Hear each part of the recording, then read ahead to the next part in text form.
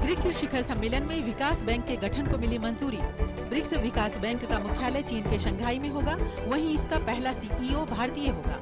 Bank की शुरुआत $100 अरब की शुरुआती पूंजी से होगी। प्रधानमंत्री नरेंद्र मोदी ने 5 देशों के संगठन ब्रिक्स के छठे शिखर सम्मेलन में कहा कि मानवता के दुश्मन आतंकवाद को कतई बर्दाश्त नहीं किया जा सकता। प्रधानमंत्री ने मानव जाति की प्रगति के लिए सदस्य देशों को ब्रिक्स को और मजबूत करने पर जोर दिया।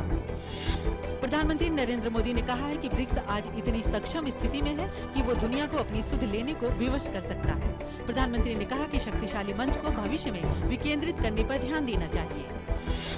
प्रधानमंत्री नरेंद्र मोदी ने ब्रिक्स सम्मेलन के दौरान रूस के राष्ट्रपति व्लादिमीर पुतिन के साथ द्विपक्षीय संबंधों पर बातचीत की। बैठक के दौरान प्रधानमंत्री ने कहा कि दोनों देशों के बीच संबंधों को और मजबूत करने के लिए भारत सरकार प्रतिबद्ध है। फोर्टालीजा घोषणा पत्र में ब्रिक्स देशों ने नए क्षेत्रों में आपसी सहयोग बढ़ाने पर दिया जोर। ब्रिक्स देशों ने आयात और ऋण सुनिश्चितता तय करने के लिए सहमति पत्र पर भी हस्ताक्षर किए। भारतीय जनता पार्टी ने दिल्ली में सरकार बनाने की कोशिशों से इनकार किया।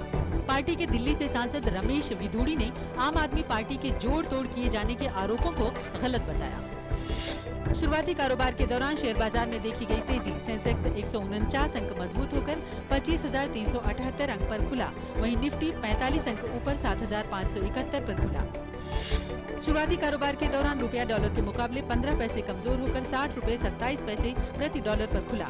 वहीं कल के कारोबारी सत्र के दौरान रुपया डॉलर के मुकाबले 5 पैसे की गिरावट के बाद 60 रुपए 12 पैसे प्रति डॉलर पर बंद हुआ था।